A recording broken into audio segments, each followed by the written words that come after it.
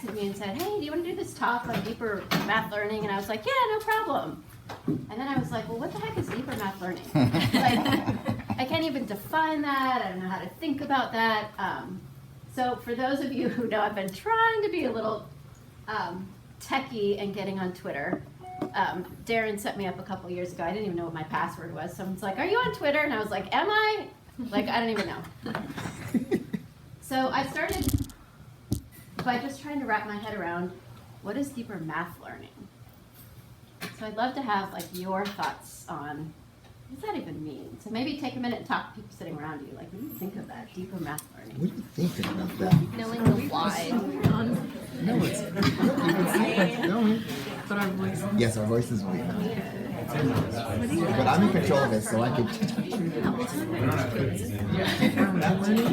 Goes beyond geography. I don't know that. So it goes beyond memorization. I guess the thing because like today in my math, like we were teaching math, like we were telling the kids like show us the Let's see, like that we can tell you that, and like that's not going to show us how you're learning. So we wanted to show them like the way they Exactly. So at the 4th grade level, they've learned these really bad habits that come to us. Yes, are you kidding?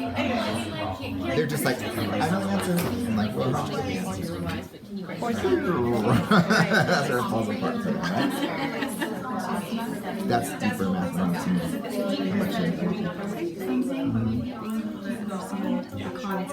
So for you as a principal, how do you get that across to your staff? Oh my gosh. Down to like tasks because I know once you get into like middle school and you start learning algebra and you start learning like things like that. Even what I'm learning is like right now I how to That's a $1 million question, right?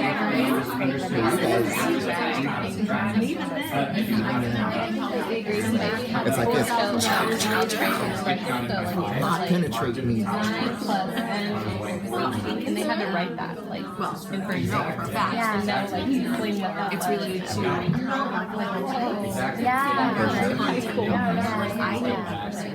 yeah, I'm just using that energy instead of, like, a box. How, why, and or questions. So anybody up for sharing kind of what you're thinking about?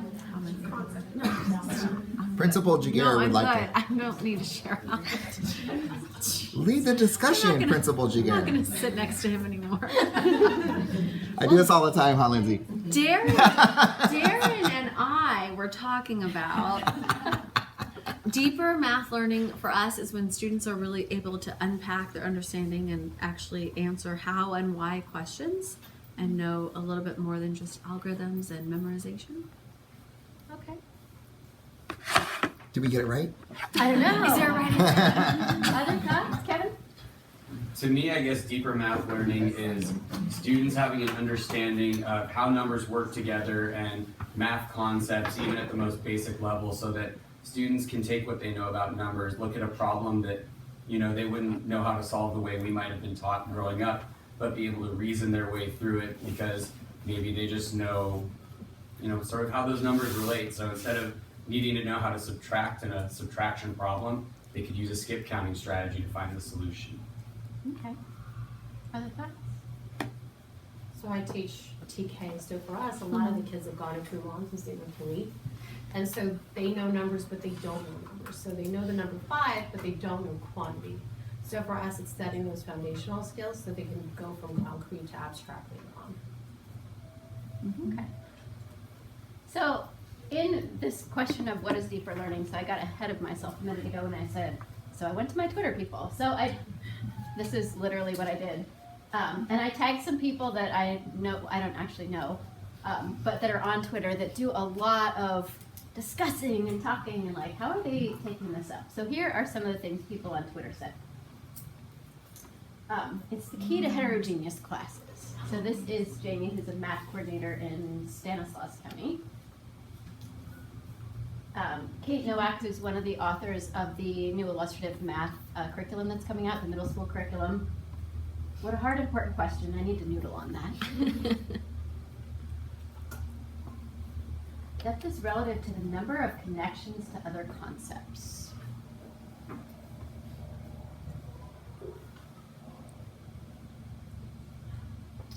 tricky. I think about going deeper into DOK and Bloom's, promoting problem solving, analysis, and communication, not just rote skills.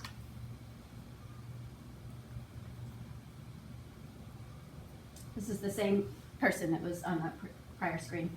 Like depth results from connections made to other ideas, or deep learning can occur only if many connections are possible. Or maybe my questions are the same. I agree that connections are key. Deep learning makes me think about Lipping Ma's knowledge packages. So then I was thinking about, okay, so these are some great ideas. What does this actually look like in the context of a mathematics classroom? So in just a minute, I'm gonna give you a handout of this task. This is an illustrative math task. And I'd like you to solve this task independently. So without talking with people sitting around you, just order the fractions from smallest to largest and explain your reasoning, or jot down some thoughts.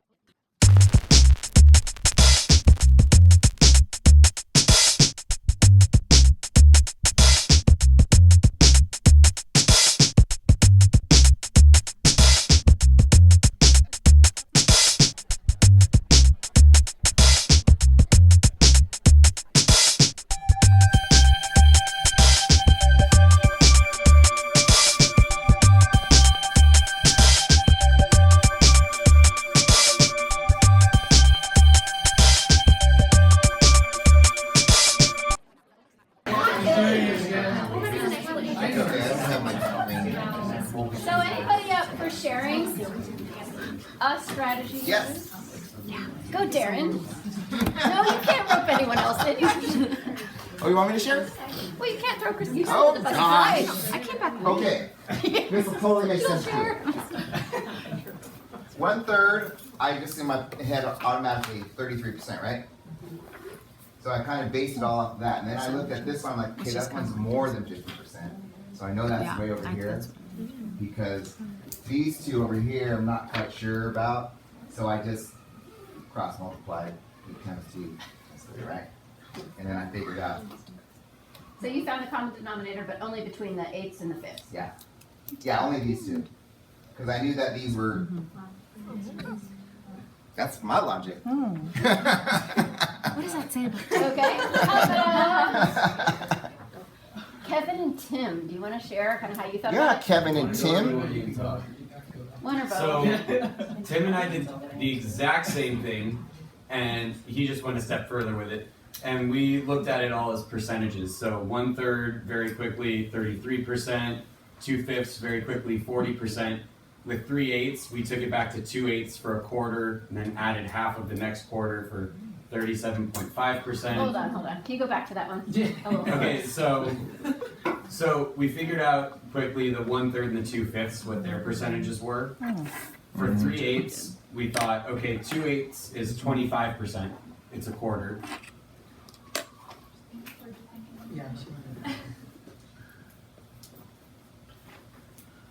And so if we took 3/8, which would be, another half of the next quarter, another 8, that would be another 12.5% added on to the 25%. Wait, so then you were thinking, so 2/8 is 25%, then 1/8 Yeah, you skipped the whole step. must be 12 and a half? Yeah. And then they added that to You the just added that 25. up and that would be 37.5%.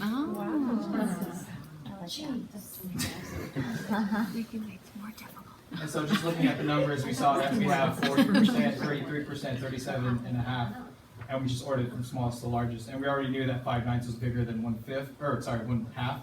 So we knew that was already going to be the last of the order. See, and Yeah. Tim, brilliant person that he is, looked at his ninths and knew that when you work with ninths, each one in your numerator is going to be worth approximately 11. So it's like 11%. So 5/9 is going to be 55%. I saw that I'd figured the other ones out, and that was more than a half, and I just drew more than 50. He actually figured out what the 5/9 was. That's brilliant. So I'm curious, how many people here just took out whether it's just dealt with the other 3, or some of us? Okay. What are some other strategies you used to think about these? So we've got percentages, I guess the benchmark being greater than half. Come on. I turned all of them into decimals. Oh, yeah. Yeah. And then I went from there. And how did you turn them into decimals? Think about that. I used my calculator because I figured I might have tools. And so I made use of my learning tools, and then I just did the math that way. Okay. Yeah, dividing. Resourceful. Anything else anyone used? Anyone use a number line? Yes, Elizabeth Walsh It did. wasn't helpful though. Yeah. But it wasn't helpful It was not helpful. at all, or for any? It was kind of helpful. But I had already seen that 5/9 was more than half, so it wasn't helpful for that one. And that was the only one that actually like kind of looked more. The other ones, I mean, my drawing's not very accurate either. It would be helpful if I had like an exact number line. So But they're all kind of around the same. they're all kind of around the same place, so then I was just really confused. Darren helped me out though. He's fine. Same thing for me, Judy. I drew pictures, some little pie graphs and charts and things, and it was only helpful for the 1/3 and the 5/9 because then the 3/8 and the 2/5 look very similar. So not so helpful there. So then what about, would you say this experience is leading us to deeper learning? Or you're like, yeah, I checked out 10 minutes ago. So how could this, what we just did, lead to deeper learning? So thinking about this in the context of a classroom of students. So maybe talk to people sitting around you. What are your thoughts? I think I got deeper when we started collaborating. Yeah, but I also Well, we feel were like saying how y'all all you need to really do is just give this what to to your do. kids. If we didn't know Just the what we did, we didn't have right answers. Going to be, you're going to get some of That's that us really need to get more confusion hard to and explain to each other. like strategy work. But I like doing it just to kind of get your stuff out on paper, or if you're really stuck as a teacher, maybe if you notice kids have no clue where you can begin fractions. And you're using so many different skills. I mean, it's not just one operation. You're trying to combine multiple different operations to find what the answer is. And you can see people that like use decimals or use dividing, or use multiplying, counting their pictures, percentages, all coming together. And how many times do teachers say, hey, this is how you do it? They show each step. You're doing it wrong. Right? And they're inside their head, they're doing all this. But we're like, no, you can't do that. Well, I think though teachers don't have enough opportunities to just do what we're doing today. What's that? Do math. The teachers don't. The teachers do. And that's what I was starting to say about confidence. Teachers don't have enough opportunity to just struggle with math and then feel comfortable doing this. So I wonder, one of the kind of themes that I saw in people's Twitter responses and my own thinking was something about like connections. And then one of my colleagues at UCI, Beth Van Ness, for those of you who might know her, she's always talking about tasks, tools, and talk, and these three things, and it all comes down to these three things: tasks, tools, and talk. So then I was thinking about, well, what role does a task play? So what is it about a task that can lead to deeper learning? So thinking about this task that someone in illustrative math designed, what about this task makes it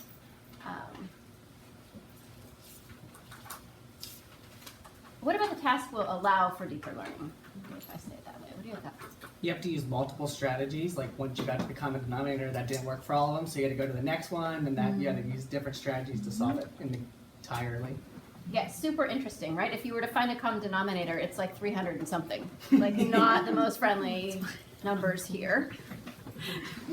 So what else makes it a task that would lead to deeper learning?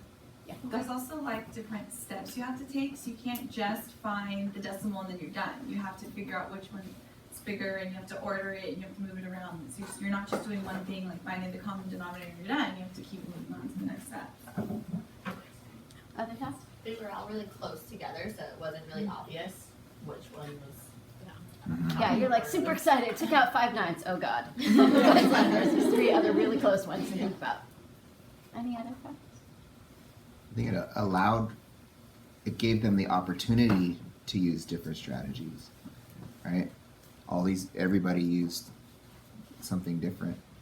And we were talking about how, as teachers, we walk around and we would give something like this, and so many teachers would be like, "Okay, this is how you do it, step by step. You can't do that. What are you thinking? Go back to what I told you to do." All the time you hear that. But So then it leads me to wonder about this other piece. So the task itself might lend itself to deeper levels of learning, but then maybe we play a role we do, because absolutely. if I were to do that, then maybe I'm not even getting to deeper learning. Hmm. Like how we're enacting. Maybe we're it. the barrier. So here's some questions. So thinking about your own knowledge when you solve this task, what is some, what knowledge did you utilize or tap into of your own background to kind of think about this? To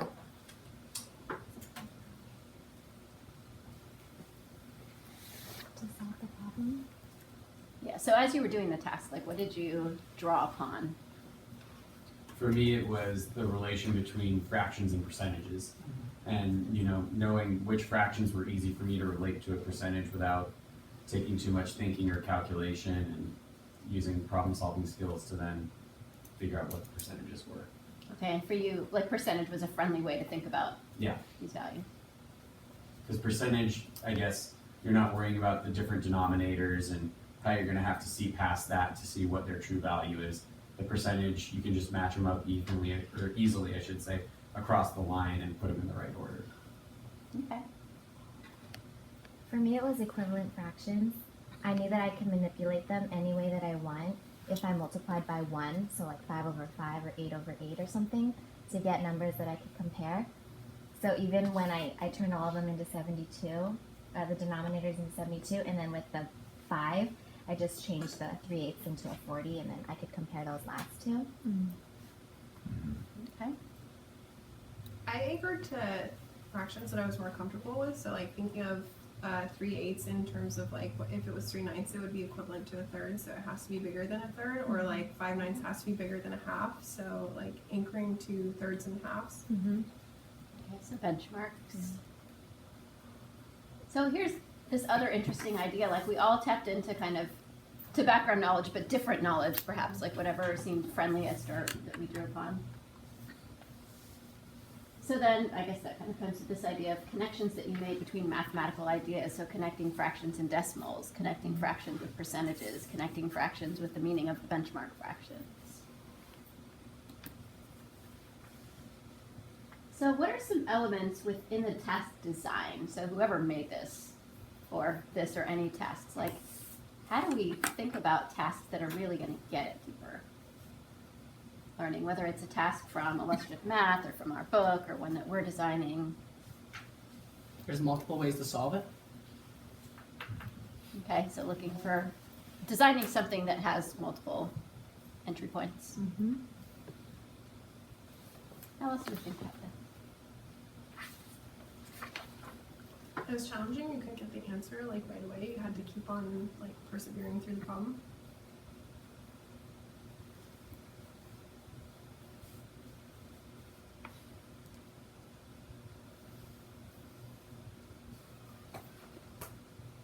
Other thoughts? Well, for me, I consider this challenging. I thought it was challenging. So I was really grateful that the numerators were pretty easy numbers to work with, so that I wasn't working with 7/9 or really, I think that would have been more challenging for me if the numerators were even bigger, or I don't know why. It just, Super interested. I did this task with some teachers a couple weeks ago and threw it up on Twitter, like, oh, solving this problem. And somebody quickly responded of like, that's not even the standard at that grade level. And it was super interesting because this is a 4th grade task and the standard is comparing.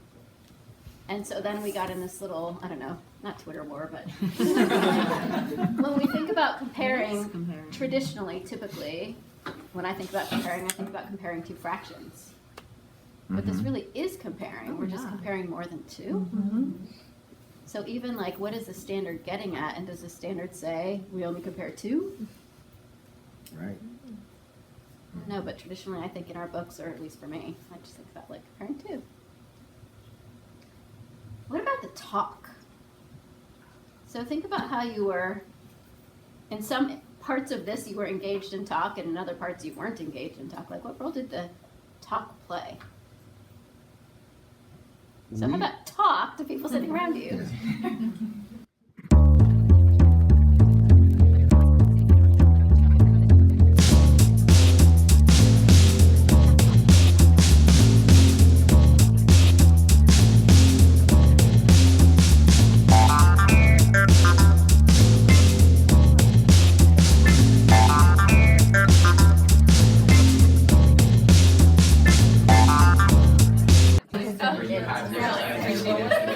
There's so much more.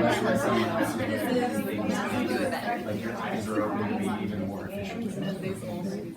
So what are your thoughts about the talk? Going through the talk was like looking at other people's. I was like, oh, that was a way better strategy, you know. And even as we were talking about it, someone had the idea that they didn't use, but was like, oh, we could have just done decimals, and we kind of thought, oh, yep. So Okay, so it was helpful talking through it with peers. yeah. We were saying that it was good that we didn't get to talk at first because we would have gave up right away. We were like, oh, that's a good strategy. I'm gonna do that. Yeah. This one you got to go through like 4 failed attempts to get to the right track. So I thought that was better. We didn't Okay. get to talk right away. Other thoughts?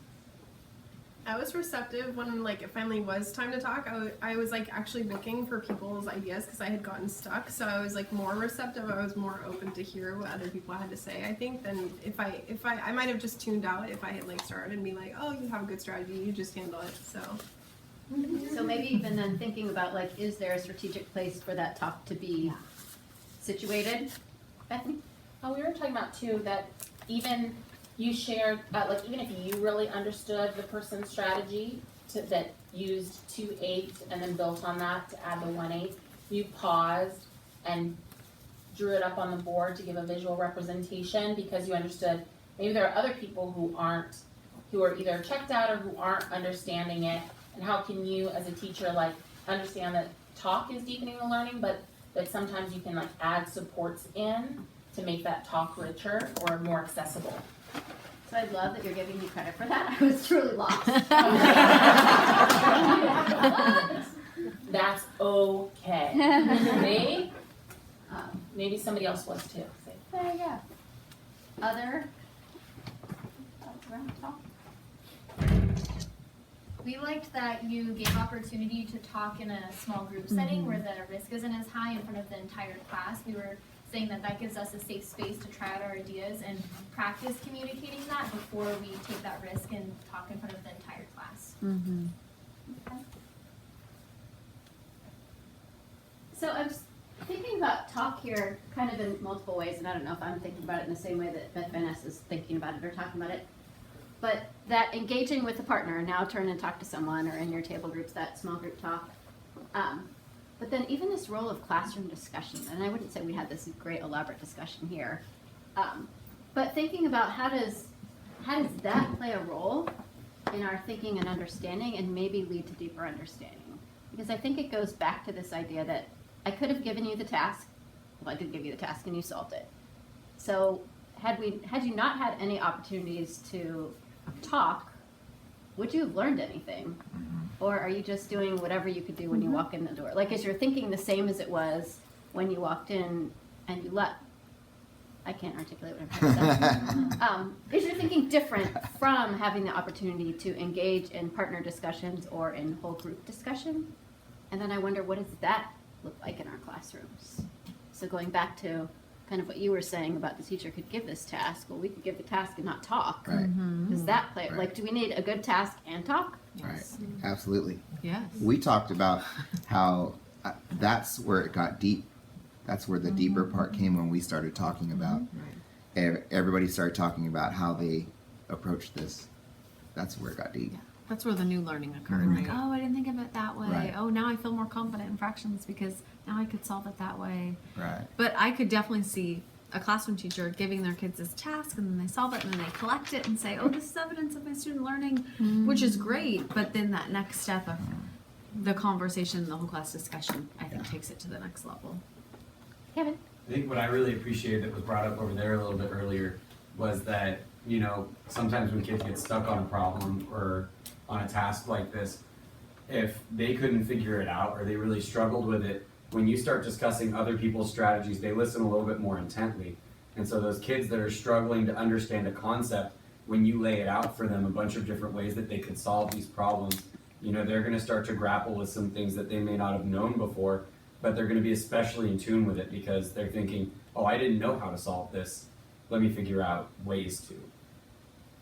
Nice, or even this, I guess this reason, there were a couple that I got down to going it's between these two, like what are some other strategies? Because I tried the whole number line thing and that didn't really pan out for me very well. So thinking about like, what are some other, and who was it? Jeffrey, I think you had these, your images.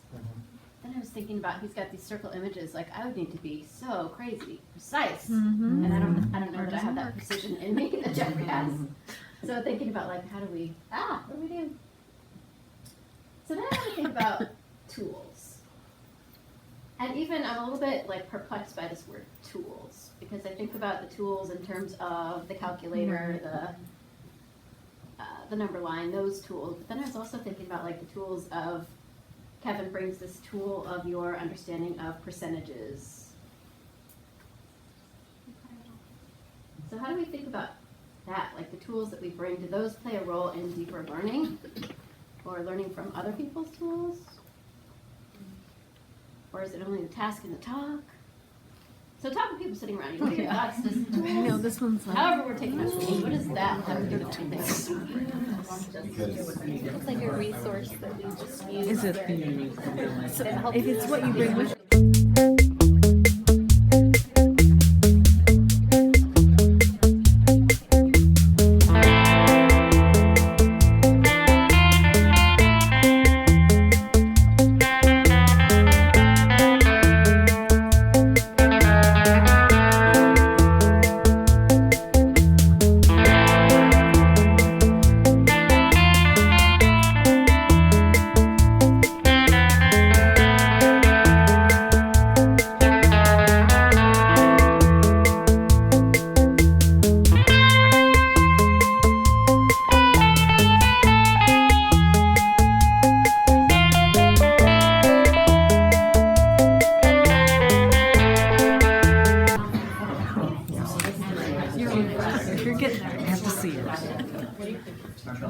So anyone have any thoughts around this whole tools piece and how that leads and doesn't lead deep learning? I don't know.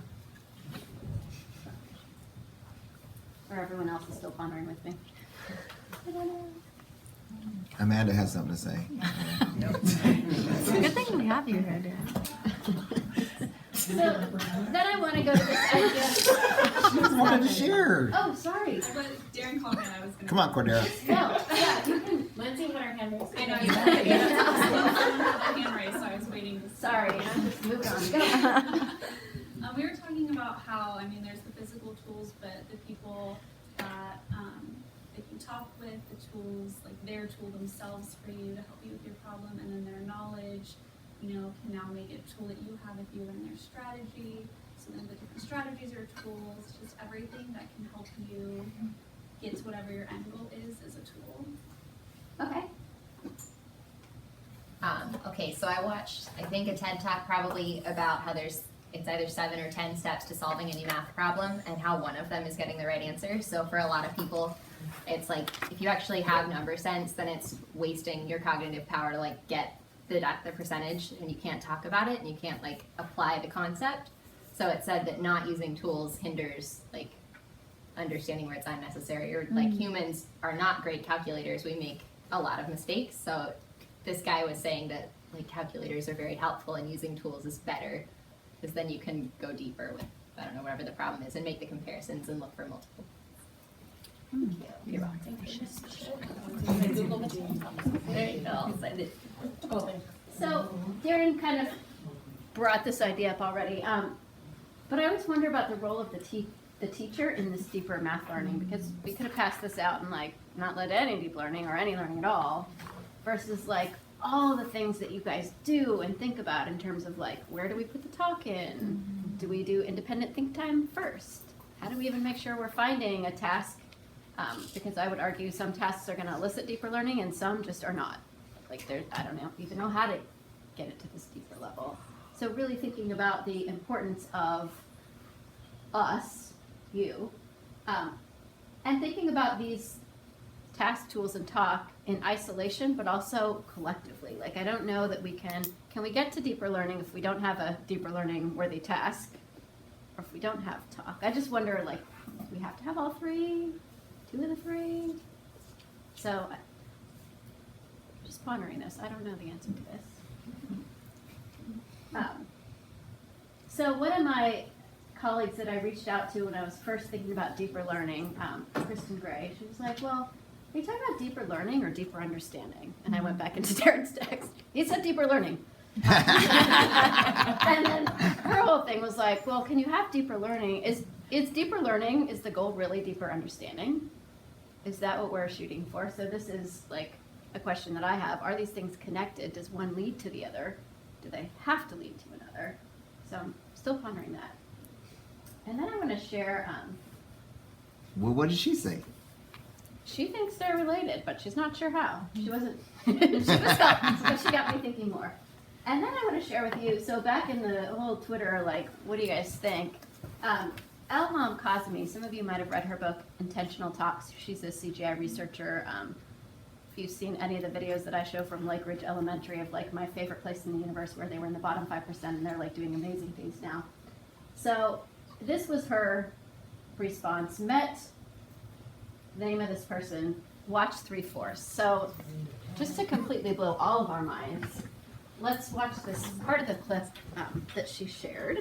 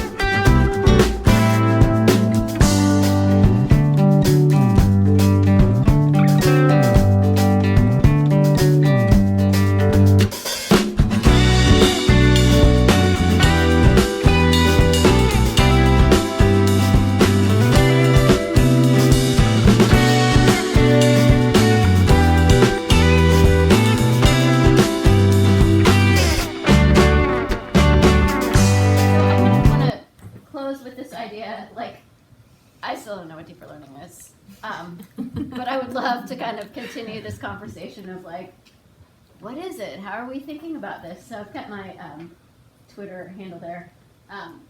But also all of these people, I don't know, I know you're videotaping this, so all these people contributed kind of to this idea of like, what is deeper learning? And to think about like, maybe we all want to jump on, or whoever wants to on Twitter to continue this conversation, because how are we thinking about this? And one of the things that I say a lot in my work, and now I'm really wondering why I say it, is this idea of like, mile wide, inch deep, we need to go deeper, we need to go deeper. And until Darren's like, what does that actually mean? Like, I don't know. Like, how are we, like, what does that mean when we think about the Common Core standards going, well, let's go deeper? Right. How do we actually, like, conceptualize that? Like, I've never actually, until now, thought about what does that mean? I don't even know what it means. I think all the ECI guys should write a paper. Let's get to the bottom of this. He's got it mastered. Yeah, he's got deeper understanding. I don't know if I do. Right. He never really thought about 4/3 in that way ever. Yeah. Right. Design, and then he's like, oh, that's not new. Okay, it's new to me. Anyway, so I would just love for us all, so I'm going to go back to continue the conversation on Twitter. I'm gonna tweet at you right now. Yeah, go Christina. Christina's a big tweeter. And just as we grapple with what does this mean, anyway, that's my little talk. I don't know what it is. Love to have all of our minds.